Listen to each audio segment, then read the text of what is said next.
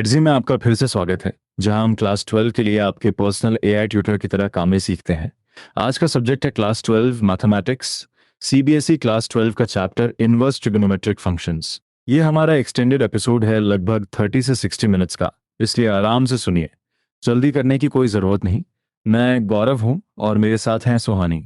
Notebook पास हो तो अच्छा रहेगा, लेकिन आप इसे पैसिवली भी सुन सकते हैं। जयपुर की एक स्टूडेंट अनन्या ने बताया था कि उसे सिन इनवर्स और 1/sin में फर्क बार बार कंफ्यूज करता था। आज हम domains, ranges, principal branches, graphs, properties, examples, simplification और एग्जाम टिप्स को धीरे धीरे खोलेंगे।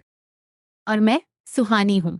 अनन्या की कंफ्यूजन बहुत कॉमन है क्योंकि नोटेशन छोटी दिखती है लेकिन कॉन्सेप्ट काफी डीप है। इस एपिसोड में हम केवल फॉर्मूलाज याद नहीं करेंगे, हर इंपॉर्टेंट रिजल्ट पर पूछेंगे कि वह क्यों वैलिड है, किस डोमेन में वैलिड है और एग्जाम में आंसर कैसे प्रेजेंट करना है। एक सेकंड रुककर सोचो, अगर कोई फंक्शन कई अलग इनपुट्स को एक ही आउटपुट दे रहा हो तो क्या उसका इनवर्स यूनिकली तय हो पाएगा? बहुत अच्छा हुक है। हमारा लर्निंग मैप 4 बड़े सवालों पर रहेगा। पहला, इनवर्स फंक्शन के लिए 1 1 और ऑन टू क्यों चाहिए। दूसरा, ट्रिग्नोमेट्रिक फंक्शंस के नेचुरल डोमेन्स पर इनवर्स क्यों नहीं बनता। तीसरा, डोमेन रिस्ट्रिक्ट करके प्रिंसिपल वैल्यू ब्रांचेस कैसे मिलती हैं। और चौथा, इन ब्रांचेस की मदद से वैल्यूज, कॉम्पोजिशंस और आइडेंटिटीज कैसे सॉल्व करते हैं। अंत में ग्राफ्स और एग्जाम मिस्टेक्स भी कनेक्ट करेंगे। मैं बीच बीच में तुम्हें लिसनर चेक्स दूंगी। कभी तुम्हें रेंज चुननी होगी, कभी बताना होगा कि एक्सप्रेशन डिफाइन है या नहीं, और कभी ये पहचानना होगा कि प्रिंसिपल वैल्यू किस इंटरवल में आएगी। अगर नोटबुक है तो एक पेज पर 6 फंक्शंस लिखकर उनके डोमेन्स और प्रिंसिपल रेंज की जगह छोड़ दो। अभी टेबल मत धरो, पहले रीजनिंग समझो, फिर मेमोरी अपने आप स्ट्रॉन्गर होगी। चलो फाउंडेशन से शुरू करते हैं। चैप्टर का सेंट्रल स्टेटमेंट है, किसी फंक्शन का इनवर्स तभी डिफाइन किया जा सकता है जब फंक्शन 1 1 और ऑन टू हो। 1 1 का अर्थ है अलग इनपुट्स अलग आउटपुट्स दें। ऑन टू का अर्थ है कोडोमेन का हर एलिमेंट फंक्शन के किसी इनपुट से प्राप्त हो। जब दोनों कंडीशंस पूरी होती हैं, इनवर्स इनपुट और आउटपुट की रोल्स को रिवर्स कर सकता है। तो अगर f में इनपुट x से आउटपुट y मिलता है, इनवर्स फंक्शन में y से वापस x मिलेगा। तुम्हारा आंसर क्या आ रहा है? इनवर्स का डोमेन किससे बनेगा? ओरिजिनल फंक्शन की रेंज से। और इनवर्स की रेंज किससे बनेगी? ओरिजिनल डोमेन से। यही स्वैपिंग आगे ट्रिग्नोमेट्रिक फंक्शंस में बहुत यूजफुल होगी। इसे सिर्फ वर्डिंग की तरह नहीं, मैपिंग की तरह इमेजिन करो। एग्जैक्टली अगर f का इनवर्स g है, तो g का डोमेन ओरिजिनल f की रेंज होगा और g की रेंज ओरिजिनल f का डोमेन। इसी वजह से इनवर्स भी 1 1 और ऑन टू होता है। चैप्टर में कॉम्पोजिशन के रूप में 2 यूजफुल आइडियाज दिए गए हैं। Inverse followed by original appropriate value को वापस देता है, और ओरिजिनल फॉलोड बाय इनवर्स भी अपने अलाउड डोमेन में ओरिजिनल वैल्यू देता है। लेकिन यहाँ अप्रोप्रिएट डोमेन को इग्नोर मत करना। यही स्टूडेंट्स अक्सर कहते हैं कि हर फंक्शन का इनवर्स बस नोटेशन उलटकर मिल जाएगा। ऐसा नहीं है। अगर फंक्शन 1 1 नहीं है तो एक आउटपुट के लिए कई पॉसिबल इनपुट्स हो सकते हैं, तब इनवर्स फंक्शन यूनिक नहीं रहेगा। ट्रिग्नोमेट्रिक फंक्शंस पीरियोडिक हैं, इसलिए नेचुरल डोमेन पर सेम आउटपुट बार बार मिलता है। अब अगला सवाल है, डोमेन रेस्ट्रिक्शन इस प्रॉब्लम को कैसे फिक्स करती है? डोमेन रिस्ट्रिक्शन का मतलब फंक्शन को एक केयरफुली चुने हुए इंटरवल तक सीमित करना है। ऐसा इंटरवल चुनते हैं जहां फंक्शन 1 1 भी हो और उसकी पूरी डिजायर्ड रेंज कवर भी करे, यानी ऑन टू भी हो। साइन पूरे रियल नंबर्स पर 1 1 नहीं है, लेकिन इसे नेगेटिव π/2 से π/2 तक रेस्ट्रिक्ट करने पर यह 1 1 और ऑन टू बनती है। रेंज फिर भी -1 से 1 रहती है। एक क्विक चेक, अगर साइन को किसी और सुटेबल इंटरवल पर रिस्ट्रिक्ट किया जाए तो क्या अलग ब्रांच बन सकती है?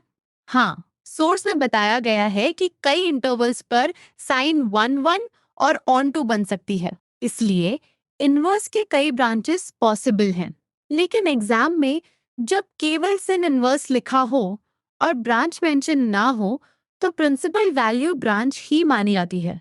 ये कन्वेंशन बहुत इंपॉर्टेंट है। अब साइन की प्रिंसिपल ब्रांच को क्लियरली नोट करते हैं। सिन इनवर्स का डोमेन क्लोज्ड इंटरवल -1 से 1 है और रेंज क्लोज्ड इंटरवल -π/2 से π/2। इसका अर्थ है कि सिन इनवर्स x का इनपुट केवल -1 और 1 के बीच हो सकता है और आउटपुट हमेशा उसी प्रिंसिपल रेंज में चुना जाएगा। यही आउटपुट सिलेक्शन प्रिंसिपल वैल्यू कहलाता है। अब मैं एक डेलिब्रेट ट्रैप देती हूँ। सिन इनवर्स ऑफ 3/2 डिफाइंड है या नहीं? नहीं, क्योंकि 3/2 -1 और 1 के बीच नहीं है। इसलिए प्रिंसिपल वैल्यू निकालने से पहले इनपुट डोमेन चेक करो। बहुत से स्टूडेंट सीधे कोई एंगल खोजने लगते हैं और डोमेन वायलेशन मिस कर देते हैं। एग्जाम पॉइंट ऑफ व्यू से ये पहला चेक पॉइंट है। पहले डिफाइंड है या नहीं, फिर वैल्यू। साइन इनवर्स की टू वे प्रॉपर्टीज भी डोमेन सेंसिटिव हैं। Sin of sin inverse x equals x जब x -1 से 1 के बीच हो। दूसरी तरफ sign inverse of sine x equals x तभी सीधे लिखा जा सकता है जब x -π/2 और π/2 के बीच हो। अगर x इस प्रिंसिपल रेंज से बाहर है तो रिजल्ट सिंपली x नहीं होगा। पहले इक्विवेलेंट एंगल को प्रिंसिपल ब्रांच में लाना पड़ेगा। एक एग्जाम्पल सोचो। Sin inverse of 1/2 sine inverse y मानो तो sine y equals 1/2। Principal range -π/2 से π/2 है और इस रेंज में सूटेबल एंगल π/6 है। इसलिए प्रिंसिपल वैल्यू π/6 होगी। यहाँ मेथड याद रखो। y अज्यूम करो, ओरिजिनल ट्रिग्नोमेट्रिक इक्वेशन लिखो, फिर प्रिंसिपल रेंज से करेक्ट एंगल सिलेक्ट करो। कोसाइन के लिए रिस्ट्रिक्शन अलग है। कोसाइन का प्रिंसिपल रेस्ट्रिक्टेड डोमेन 0 से पाई है और इसकी रेंज -1 से 1 रहती है। इसलिए कॉस इनवर्स का डोमेन -1 से 1 और प्रिंसिपल रेंज 0 से पाई है। ध्यान दो, साइन इनवर्स की रेंज में नेगेटिव एंगल्स भी आते हैं, जबकि कोसाइन इनवर्स की प्रिंसिपल रेंज केवल 0 से पाई है। यही डिफरेंस साइंस और फाइनल आंसर्स में डिसाइसिव होता है। तो कॉस इनवर्स ऑफ -1/2 का आंसर किस रीजन में ढूंढोगे? प्रिंसिपल रेंज 0 से पाई है और कोसाइन -1/2 इस रेंज में 2π/3 पर मिलता है। नेगेटिव इनपुट देकर नेगेटिव एंगल मत चुनना। यह सिन और कोसाइन इनवर्स के बीच का क्लासिक कंफ्यूजन है। एक सेकंड रुककर सोचो। प्रिंसिपल रेंज आंसर डिसाइड करती है, केवल ट्रिग्नोमेट्रिक रेशियो नहीं। कोसाइन के लिए भी कॉम्पोजिशन केयरफुली लिखेंगे। cos of cos inverse x equals x जब x -1 से 1 के बीच हो, लेकिन cos inverse of cos x equals x केवल प्रिंसिपल रेंज 0 से पाई में सीधे वैलिड है। अगर x उस रेंज से बाहर है तो प्रिंसिपल वैल्यू अलग एंगल होगी। जनरल रूल यही है। आउटर ओरिजिनल फंक्शन और इनर इनवर्स के लिए इनपुट डोमेन चेक करो, रिवर्स ऑर्डर में रेंज चेक करो। अब एक mini recap. Sine inverse domain -1 से 1, रेंज -π/2 से π/2। कोसाइन इनवर्स डोमेन -1 से 1, रेंज 0 से पाई। दोनों में इनपुट डोमेन सेम है, लेकिन आउटपुट ब्रांच अलग है। अगर तुम्हें किसी प्रिंसिपल वैल्यू में डाउट हो, पहले रेंज लिखो और फिर उस रेंज में एंगल खोजो। यही एक्टिव रिकॉल ट्रिक बहुत काम आएगी। अब रेसिप्रोकल फंक्शंस की तरफ चलते हैं, कोसिकेंट और सीकेंट। कोसेक एक्स का रेंज -1 और 1 के बीच के वैल्यूज को छोड़कर बाकी रियल वैल्यूज है। इसलिए कोसेक इनवर्स का डोमेन भी वही एक्सक्लूडेड इंटरवल वाला सेट होगा। प्रिंसिपल रेंज -π/2 से π/2 है, लेकिन 0 को एक्सक्लूड किया जाता है। यह एक्सक्लूजन कोसिकेंट की ओरिजिनल डेफिनेशन से आता है, क्योंकि साइन 0 होने पर रेसिप्रोकल डिफाइंड नहीं रहता। कोसेक इनवर्स में स्टूडेंट्स अक्सर 0 को भूल जाते हैं। प्रिंसिपल रेंज को बस -π/2 से π/2 बोलना इनकम्प्लीट है। 0 हटाना जरूरी है। इनपुट साइड पर -1 और 1 के बीच के वैल्यूज अलाउड नहीं हैं। इसलिए कोसेक इनवर्स ऑफ 2 डिफाइंड है, लेकिन कोसेक इनवर्स ऑफ 1/2 डिफाइंड नहीं है। पहले रेंज नहीं, यहाँ डोमेन रेस्ट्रिक्शन को शार्पली देखो। सीकेंट का रेंज भी -1 और 1 के बीच के वैल्यूज को एक्सक्लूड करता है। सीकेंट इनवर्स का डोमेन इसलिए real numbers excluding that open interval है। प्रिंसिपल रेंज 0 से पाई है, लेकिन π/2 को एक्सक्लूड किया जाता है। सिंबॉलिकली याद रखने के बजाय कारण समझो। सीकेंट कोसाइन का रेसिप्रोकल है और कोसाइन 0 पर रेसिप्रोकल डिफाइन नहीं होता। इसी से एक्सक्लूडेड एंगल और एक्सक्लूडेड रेंज दो जुड़े हैं। Quick check, sec inverse of 3/2 valid है या नहीं। 3/2 अलाउड है क्योंकि वह -1 और 1 के बीच नहीं है। सेक इनवर्स ऑफ 1/2 वैलिड नहीं है और आउटपुट कभी π/2 नहीं हो सकता क्योंकि प्रिंसिपल रेंज में वह एक्सक्लूडेड है। ऐसे क्वेश्चंस में आंसर देने से पहले दो चेक्स करो, इनपुट अलाउड है और resulting principal angle allowed range में है। यहाँ एक सटल नोटेशन वार्निंग भी है। sin इनवर्स x का अर्थ आर्क sin x है, जबकि sin x का रेसिप्रोकल 1/sin x है। इन दोनों को इंटरचेंज करना मैथमेटिकल एरर है। इसी तरह cos इनवर्स और 1/cos में भी फर्क है। एग्जाम आंसर में नोटेशन साफ रखो और जहां एम्बिग्विटी लगे वर्ड्स में आर्क साइन या रेसिप्रोकल लिखकर अपने रीजनिंग को अनएम्बिग्यूअस बनाओ। अब टैंजेंट इनवर्स। टैंजेंट का रेस्ट्रिक्टेड डोमेन -π/2 और π/2 के बीच लिया जाता है, जहां टैंजेंट 1 और ऑनटू रियल नंबर्स बनती है। इसलिए टैन इनवर्स का डोमेन सभी रियल नंबर्स है और प्रिंसिपल रेंज -π/2 से π/2 का ओपन इंटरवल है। एंड पॉइंट शामिल नहीं है क्योंकि टैंजेंट वहां डिफाइंड नहीं होती। टेंजेंट इनवर्स का सबसे यूजफुल फीचर यह है कि इसका इनपुट कोई भी रियल नंबर हो सकता है, लेकिन आउटपुट रेस्ट्रिक्टेड रेंज में ही आएगा। उदाहरण के लिए tan इनवर्स ऑफ -1 का प्रिंसिपल वैल्यू -π/4 है, क्योंकि यह एंगल प्रिंसिपल इंटरवल में है। इसी तरह tan इनवर्स ऑफ 1 पॉजिटिव π/4 होगा। साइन देखकर क्वाड्रेंट समझो, फिर प्रिंसिपल रेंज से वेरीफाई करो। कोटेंजेंट इनवर्स में प्रिंसिपल रेंज 0 से पाई का ओपन इंटरवल है। इसका डोमेन सभी रियल नंबर्स है।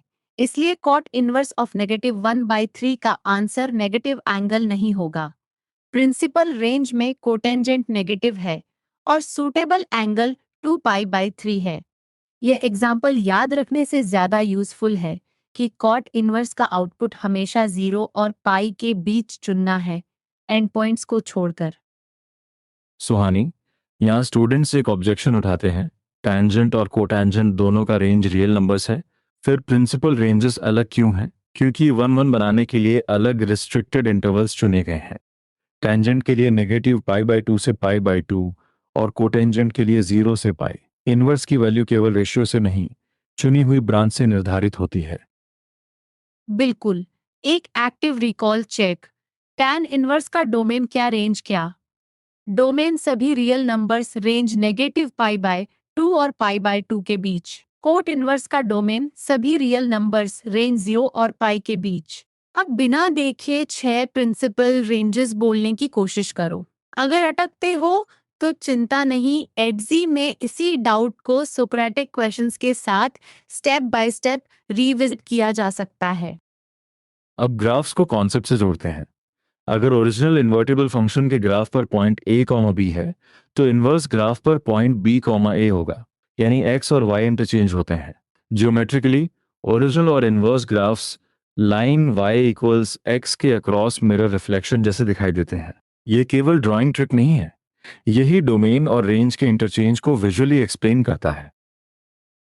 साइन का पूरा नेचुरल ग्राफ इनवर्स ग्राफ नहीं बन सकता क्योंकि पूरा साइन 1 नहीं है। पहले साइन का रेस्ट्रिक्टेड प्रिंसिपल पोर्शन लो, फिर उसकी reflection along y equals x देखो। प्रिंसिपल वैल्यू ब्रांच ग्राफ का वही सिलेक्टेड पोर्शन रिप्रेजेंट करती है। इसलिए ग्राफ बनाते समय पीरियोडिक वेव्स की पूरी कॉपी उठाकर इनवर्स मत बना देना। रिस्ट्रिक्टेड ब्रांच और रिफ्लेक्शन दोनों स्टेप्स लिखना इंपॉर्टेंट है। कोसाइन, टेंजेंट, कोटेंजेंट, सीकेंट और कोसिकेंट के इनवर्स ग्राफ्स भी इसी जनरल प्रिंसिपल से समझे जाते हैं। पहले ओरिजिनल फंक्शन का वह इंटरवल चुनो जहां वह बाइजेक्टिव हो, फिर x और y कोऑर्डिनेट्स इंटरचेंज करो। चैप्टर में फिगर्स के माध्यम से यही बिहेवियर दिखाया गया है। एग्जाम में अगर ग्राफ बेस्ड एक्सप्लेनेशन मांगी जाए तो 1-1 रिस्ट्रिक्शन, कोऑर्डिनेट इंटरचेंज और line y equals x reflection को कीवर्ड्स की तरह इंक्लूड करो। एक छोटा प्रेडिक्शन, अगर किसी इनवर्स ग्राफ की रेंज ओरिजिनल फंक्शन के रिस्ट्रिक्टेड डोमेन से आती है तो ग्राफ देखकर क्या आइडेंटिफाई कर सकते हो? हाँ, उसका output interval original selected input interval को रिफ्लेक्ट करेगा। इसलिए ग्राफ केवल शेप नहीं बताता, प्रिंसिपल ब्रांच और अलाउड वैल्यूज भी बताता है। नोटबुक में लाइन y इक्वल्स x बनाकर साइन और साइन इनवर्स की रिफ्लेक्शन का रफ स्केच जरूर करो। अब प्रिंसिपल वैल्यू इवैल्यूएशन की यूनिवर्सल मेथड बनाते हैं। स्टेप 1, इनवर्स एक्सप्रेशन को या मानो। स्टेप 2, ओरिजिनल फंक्शन इक्वेशन लिखो, जैसे sine y equals given value. Step 3, उस ट्रिग्नोमेट्रिक रेशियो के फेमिलियर एंगल्स आइडेंटिफाई करो। स्टेप 4, प्रिंसिपल रेंज के अंदर वाला एंगल सेलेक्ट करो। स्टेप 5, डोमेन और रेंज दोनों वेरीफाई करके फाइनल आंसर लिखो। ये मेथड डायरेक्ट गेसिंग से अधिक रिलायबल है। चलो इस मेथड को साइन इनवर्स ऑफ -1/2 पर अप्लाई करो।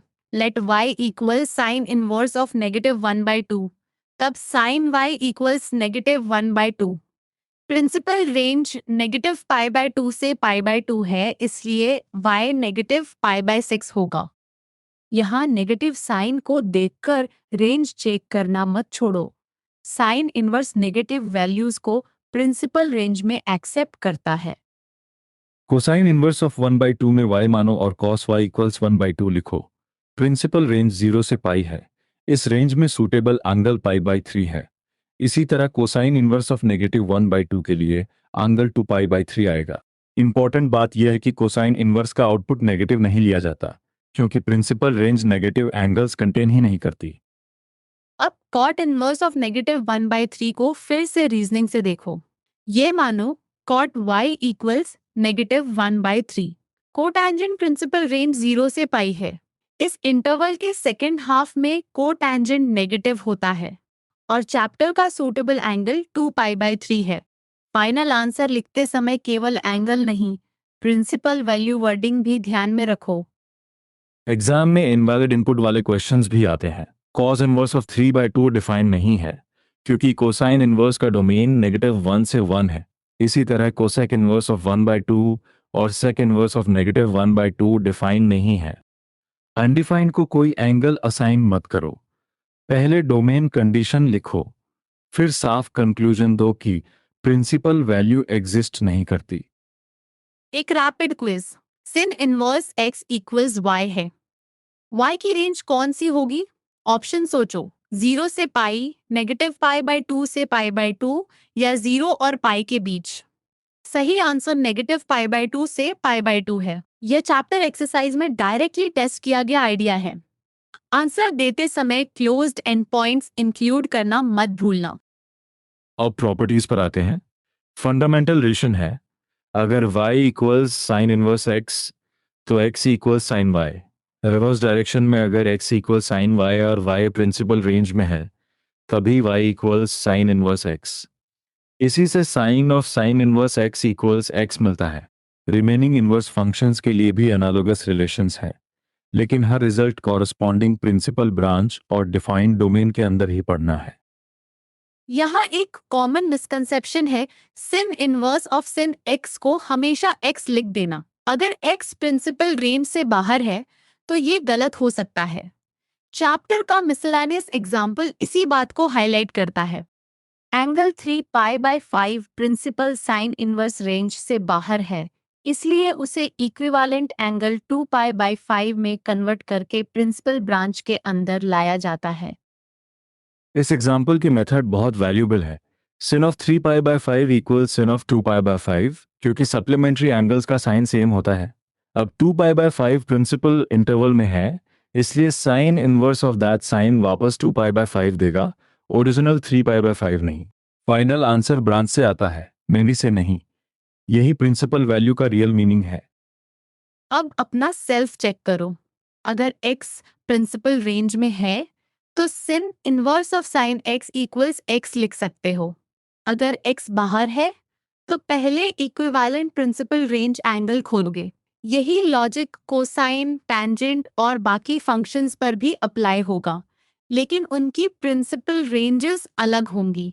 इसलिए यूनिवर्सल शॉर्टकट नहीं, फंक्शन वाइज ब्रांच अवेयरनेस चाहिए। अब ट्रांसफॉर्मेशंस और सिंप्लीफिकेशन। चैप्टर में सब्स्टिट्यूशन बेस्ड प्रूफ्स दिए गए हैं। उदाहरण के लिए x इक्वल साइन थीटा रखकर साइन इनवर्स x को थीटा माना जाता है। फिर एक्सप्रेशन को ट्रिग्नोमेट्रिक आइडेंटिटी की मदद से रीराइट करते हैं, जैसे 2 साइन थीटा कॉस थीटा को साइन 2 थीटा। अंत में इनवर्स फंक्शन अप्लाई करते समय रेंज कंडीशन वेरीफाई करनी होती है। यही आखिरी वेरिफिकेशन प्रूफ को कंप्लीट बनाती है। सोर्स में एक इम्पॉर्टेंट रिजल्ट है, sin inverse of square root of 2 times 1 minus x को सूटेबल कंडीशंस पर 2 साइन इनवर्स एक्स या 2 कॉस इनवर्स एक्स के रूप में एक्सप्रेस किया गया है। दोनों फॉर्म्स अलग सब्स्टिट्यूशन से आते हैं। पहली में x इक्वल्स साइन थीटा, दूसरी में x equals cos theta. Range restrictions इसलिए दी गई हैं ताकि 2 थीटा सही प्रिंसिपल ब्रांच में रहे। इस तरह के प्रूफ में सबसे रिस्की स्टेप है sin inverse of sin 2 theta को सीधे 2 थीटा लिख देना। ये तभी वैलिड है जब 2 थीटा इनवर्स साइन की प्रिंसिपल रेंज में हो।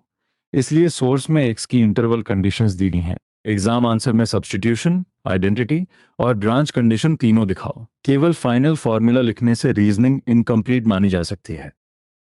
एक सेकेंड पॉज करके सोचो, अगर किसी प्रूफ में x इक्वल्स साइन थीटा रखा तो साइन इनवर्स x क्या होगा? प्रिंसिपल रेंज कंडीशन के कारण थीटा। और अगर x इक्वल्स कॉस थीटा रखा तो कॉस इनवर्स x थीटा होगा, provided theta selected principal range में है। सब्स्टिट्यूशन सिर्फ अलजेब्रिक रिप्लेसमेंट नहीं, वह ब्रांच को कंट्रोल करने का तरीका भी है। चैप्टर में मल्टीपल एंगल आइडेंटिटीज भी डिस्कस होती हैं। 3 sin इनवर्स x को sin inverse of 3x minus 4x cube से रिलेट किया गया है, सूटेबल इंटरवल कंडीशन के साथ। इसी तरह 3 cos इनवर्स x को cos inverse of 4x cube minus 3x से रिलेट किया गया है। एग्जाम में एक्सप्रेशन देखकर आइडेंटिटी पहचानो, लेकिन इंटरवल को कभी ओमिट मत करो। सिंप्लीफिकेशन क्वेश्चंस में भी यही पैटर्न है। ट्रिग्नोमेट्रिक फ्रैक्शन को हाफ एंगल या रेसिप्रोकल रिलेशन में बदलो, फिर इनवर्स फंक्शन रिकॉग्नाइज करो। सोर्स के एग्जांपल्स में एक्सप्रेशंस को टैंजेंट, कोटैंजेंट या सीकेंट इनवर्स से कनेक्ट किया गया है। हर सिंप्लीफिकेशन के साथ गिवन कंडीशन पढ़ो, जैसे x ग्रेटर देन 1 या x की इंटरवल। कंडीशंस आंसर की ब्रांच और साइन दोनों डिसाइड कर सकती हैं। यहाँ एडजी का नेचुरल स्टडी यूज है। अगर किसी आइडेंटिटी में तुम्हें समझ नहीं आ रहा कि substitution x equals sec theta क्यों लिया गया, तो एग्जैक्ट डाउट को स्टेप बाय स्टेप पूछकर पहले डोमेन और रेंज आइडेंटिफाई कर सकते हो, फिर अलजेब्रा वेरीफाई कर सकते हो। ऐसे सवालों में आंसर देखना आसान है, रीजनिंग रिकंस्ट्रक्ट करना मास्टरी बनाता है। और यही जगह टीचिंग ऑफ फ्रेंड टेक्निक भी यूजफुल है। किसी क्लासमेट को समझाओ कि 3 sin इनवर्स x वाले रिजल्ट में इंटरवल क्यों जरूरी है। अगर तुम कंडीशन का कारण एक्सप्लेन कर पाते हो तो कॉन्सेप्ट सच में स्टेबल है। अब तक हम फर्स्ट मेजर आइडिया से प्रिंसिपल वैल्यूज और फिर आइडेंटिटीज तक आ चुके हैं। अगला हिस्सा एग्जाम स्टाइल चेक्स और कंप्लीट डोमेन रेंज रिकैप का है। चलो प्रिंसिपल ब्रांचेस को एक कॉम्पैक्ट वर्बल टेबल की तरह रिवाइज करते हैं। sin इनवर्स डोमेन -1 से 1, रेंज -π/2 से π/2। cos इनवर्स वही डोमेन, रेंज 0 से पाई। कोसेक इनवर्स -1 और 1 के बीच का इंटरवल एक्सक्लूडेड, रेंज -π/2 से π/2 with 0 excluded. Sec inverse same excluded input interval, range 0 से पाई विद π/2 एक्सक्लूडेड। और बाकी दो, tan इनवर्स का डोमेन रियल नंबर्स और रेंज -π/2 से π/2 का ओपन इंटरवल। cot इनवर्स का डोमेन रियल नंबर्स और रेंज 0 से पाई का ओपन इंटरवल। अब बिना नोट्स देखे इसे रिपीट करो। अगर सीक्वेंस भूल जाओ, पहले रेसिप्रोकल पेयर याद करो, फिर साइन कोसाइन पेयर और अंत में टैंजेंट कोटैंजेंट की रेंजेस। ये ग्रुपिंग मेमोरी को मीनिंगफुल बनाती है। एग्जाम पॉइंट ऑफ व्यू से लाइकली टास्क्स 3 प्रकार के हैं। प्रिंसिपल वैल्यूज इवैल्यूएट करना, इनवर्स आइडेंटिटीज प्रूव या सिंप्लीफाई करना, और इक्वेशंस या एक्सप्रेशंस में ब्रांच कंडीशंस अप्लाई करना। सोर्स एक्सरसाइजेज में direct values, multiple inverse functions का sum, multiple angle proofs, simplest form questions और इक्वेशंस शामिल हैं। इसलिए केवल टेबल याद करना पर्याप्त नहीं, टेबल को एक्सप्रेशन सॉल्विंग में यूज करना आना चाहिए। एक प्रैक्टिस पैटर्न लेते हैं। tan inverse of 1 plus cos inverse of 1/2 plus sin inverse of 1/2।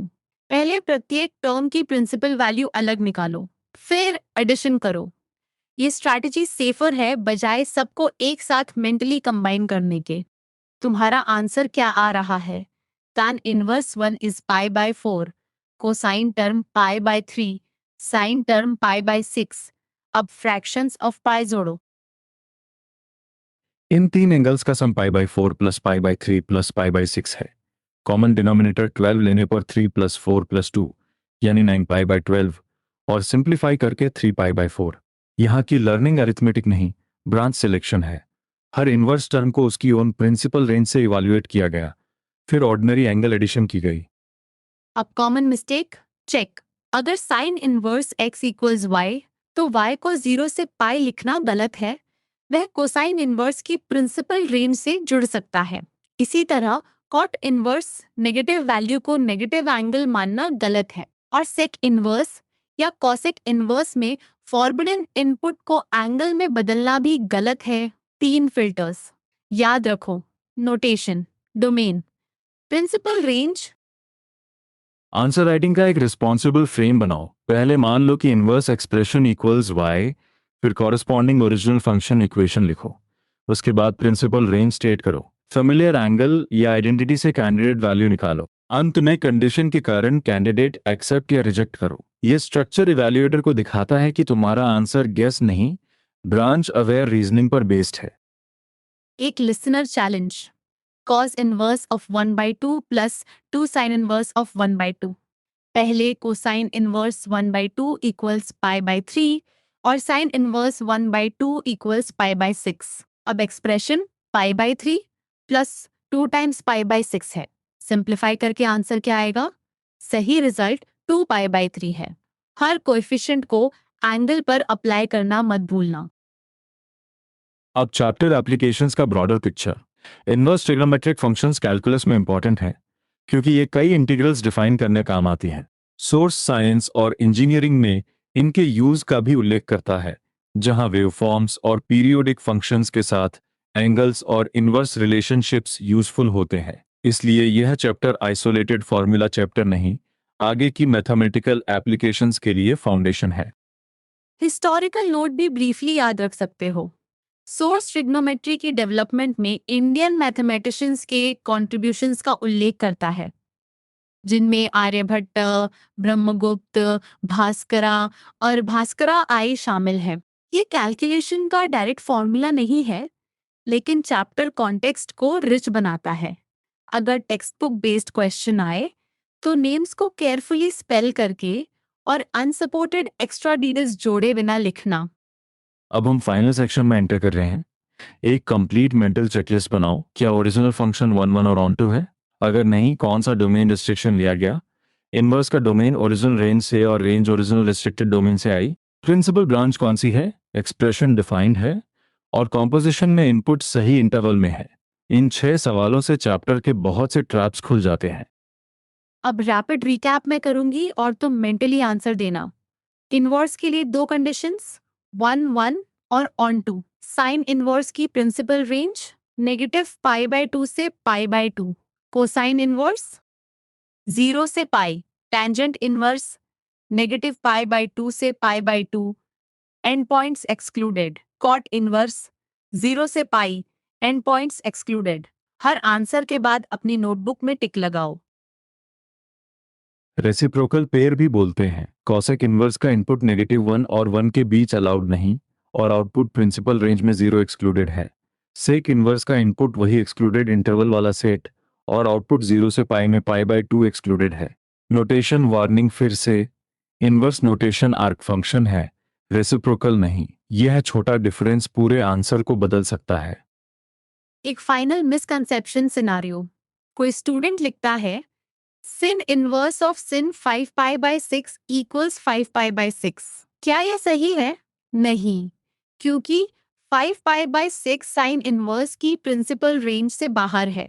पहले साइन 5 पाई बाय 6 को साइन पाई बाय 6 के बराबर पहचानो, फिर inverse sine principal answer pi by 6 होगा। ब्रांच कंडीशन को आंसर के बीच में दिखाना जरूरी है। आज की सबसे इंपॉर्टेंट कॉन्सेप्चुअल लाइन है, इनवर्स ट्रिग्नोमेट्रिक फंक्शन सिर्फ ट्रिग्नोमेट्रिक रेशियो को एंगल में बदलना नहीं है, वह रेशियो को एक यूनिकली सिलेक्टेड प्रिंसिपल इंटरवल में एंगल में बदलता है। डोमेन रिस्ट्रिक्शन यूनिकनेस देती है, प्रिंसिपल रेंज आंसर चुनती है और ग्राफ रिफ्लेक्शन रिलेशनशिप को विजुलाइज करता है। अगर ये 3 आइडियाज क्लियर हैं तो बाकी प्रॉपर्टीज मच इजियर हो जाती हैं। अब छोटा फाइनल चैलेंज, नोटबुक में बिना नोट्स देखे 6 रोज बनाओ। फंक्शन, डोमेन, प्रिंसिपल रेंज, फिर 3 एक्सप्रेशन सॉल्व करो। सिन इनवर्स 1/2, कॉस इनवर्स -1/2 और कॉट इनवर्स -1/3। हर सोल्यूशन में यह मानो, ओरिजिनल इक्वेशन लिखो, प्रिंसिपल रेंज स्टेट करो और आंसर वेरीफाई करो। केवल आंसर नहीं, पूरा रीजनिंग लिखना है।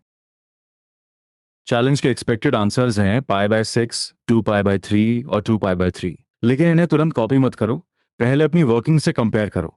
अगर मिसमैच है तो चेक करो कि एरर डोमेन में था, प्रिंसिपल रेंज में या फैमिलियर एंगल सिलेक्शन में। इसी तरह की एक्टिव रिकॉल और एरर एनालिसिस रोट मेमोराइजेशन से ज़्यादा स्ट्रॉन्ग रिवीजन बनाती है। और अगर किसी प्रॉपर्टी या सिंप्लीफिकेशन में अटक जाओ तो डाउट को छोटे हिस्सों में तोड़ो। गिवन कंडीशन क्या है, सब्स्टिट्यूशन क्या होगा, आइडेंटिटी कौन सी लगेगी और प्रिंसिपल ब्रांच कहाँ चेक होगी। एडजी में एक्टिव रिकॉल क्वेश्चंस के साथ इसे फिर से प्रैक्टिस कर सकते हो। याद रखो, सही आंसर से पहले सही क्वेश्चन पूछना भी मैथमेटिकल स्किल है। आज हमने क्लास 12 मैथमेटिक्स के इनवर्स ट्रिगोनोमेट्रिक फंक्शंस चैप्टर में इनवर्स के लिए 1-1 और onto conditions, domain restrictions, सभी principal branches, graph reflection, principal value method, composition properties, transformations और एग्जाम मिस्टेक्स कवर किए। सबसे कॉमन मिस्टेक याद रखो, सिन इनवर्स x को 1/sin x मत समझना और सिन इनवर्स ऑफ sin x को बिना रेंज चेक के x मत लिखना। अब कॉन्क्रीट नेक्स्ट स्टेप है, आज ही प्रिंसिपल डोमेन्स और रेंजेस की अपनी टेबल बनाओ, फिर 3 सेलेक्टेड क्वेश्चंस को फुल ब्रांच रीजनिंग के साथ सॉल्व करो। अगर सुनते समय कुछ नया क्लियर हुआ तो उसे किसी फ्रेंड को 2 मिनट्स में एक्सप्लेन करके देखो। एडजी के साथ अपने डाउट्स को स्टेप बाय स्टेप रिविजिट करते रहो। मैं गौरव और मेरे साथ सुहानी आपसे फिर मिलेंगे। धीरे पढ़ो, समझ कर पढ़ो और अपने कॉन्सेप्ट्स पर भरोसा रखो।